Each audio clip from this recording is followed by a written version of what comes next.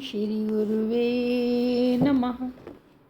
चैतन्यं शाश्वतं शान्तं व्योमातीतं निरञ्जनं नादबिन्दुकलातीतं तस्मै श्रीगुरुवे नमः। ॐ द्यौः शान्तिः अन्तरिक्षे शान्तिः पृथिवी शान्तिः आपः शान्तिः औषधयः शान्तिः वनस्पतयः शान्तिः विश्वे देवाः शान्तिः ब्रह्म शान्तिः सर्वं शान्तिः शान्तिः एव शान्तिः सा मा शान्तिरेधि। ओम शांति शांति शांति। ओम। प्रणाम भगवान। पुरुषोत्तम योग स्वामी अखंडानंद सरस्वती जी का दिव्य ग्रंथ और भगवान इसमें श्रीमद् भगवद गीता के 15वें अध्याय के 11वें मंत्र की व्याख्या चल रही है भगवान। और अब आगे यतन्तः योगिनः च एनम पश्यन्ति आत्मनि अवस्थितम। जब मन से मुक्त होकर माने पाप वासना की पूर्ति के लिए जो प्रयत्न है उससे मुक्त होकर और मन की जो चंचलता है उससे मुक्त होकर जब योगी पुरुष प्रयत्न करता है, योगी माने कर्म योगी, अष्टांग योगी, भक्ति योगी, ज्ञान योगी और योगियों में सबसे बड़ा कौन। अब मंत्र नंबर है 6/47।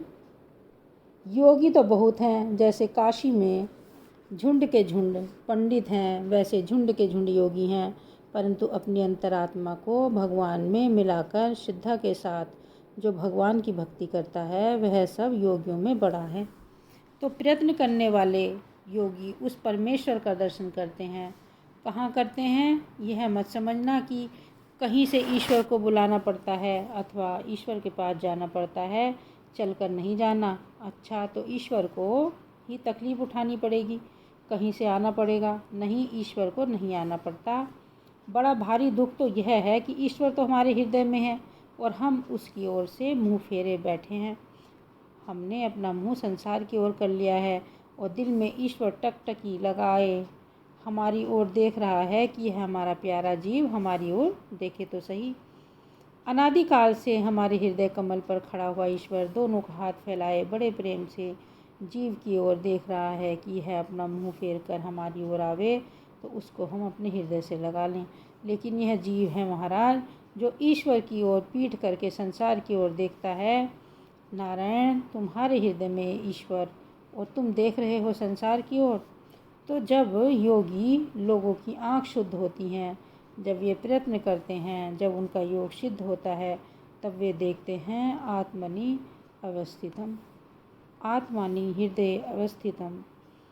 ईश्वर कहीं अलग नहीं है, बल्कि आत्मनि का अर्थ तो बड़ा विलक्षण विलक्षण है। आत्मनि माने प्रयत्न एवं अवस्थितम। आत्मनि माने प्रयत्न एवं अवस्थितम। ईश्वर कहाँ रहता है? यतन्तः यत्न आत्मनि अवस्थितम। जिस समय हम ईश्वर के लिए व्याकुल होते रहते हैं वह हमारी व्याकुलता में बैठकर मज़ा लेता रहता है कि ओहो, यह जीव मुझसे इतना प्यार करता है, वो मेरे लिए व्याकुल हो रहा है। आत्मनि अवस्थितम माने उस यत्न में ही बैठा हुआ है जिस समय हम उसके लिए रोते हैं, आंसू बहाते हैं, व्याकुल होते हैं, वह हमारी व्याकुलता में मौजूद रहता है और हमारे प्रेम को देख देख कर तृप्त होता है, क्योंकि व्याकुलता का भी वह अधिष्ठान है, साक्षी है, प्रकाशक है। उस व्याकुलता में ही बैठा हुआ हमारी व्याकुलता का मज़ा ले रहा है। यह तो जब हम उसकी ओर से विमुख हो जाते हैं तो हम होते हैं विमुख और उसको होता है दुख, और हम होते हैं उसके लिए व्याकुल और उसको आता है मज़ा कि हमसे इतना प्रेम करता है। यह हमारा सचमुच प्रेमी हमारे लिए रो रहा है।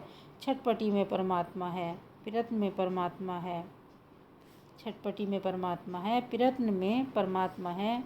दूसरे लोग कहते हैं कि आत्मनि का अर्थ है देह, कहाँ ईश्वर रहता है, ईश्वर का धाम कहाँ है। ईश्वर ने अपने लिए कोई अलग रूम नहीं बनाया, तुम्हारा हृदय ही उसका निवास स्थान है। यानी कि तुमको तकलीफ न उठानी पड़े। श्री उड़िया बाबा जी महाराज अपने भक्तों को दर्शन देने के लिए उनको पता न चले और स्वयं उनके पास पहुंच जाते थे। भक्त सोचता कि अरे भाई कृपालु हैं, वे तो सशरीर थे, सो जाते थे, परंतु ईश्वर को कहीं जाना नहीं पड़ता, वह तो पहले से ही हृदय में मौजूद है। आत्मनि अवस्थितम।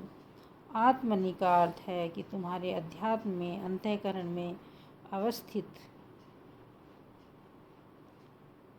है, स्वभाव में ही अवस्थित है, तुम्हारी बुद्धि में ही अवस्थित है, तुम्हारे मैं में ही छिपा हुआ है, परंतु प्रयत्न करो तब न दिखे।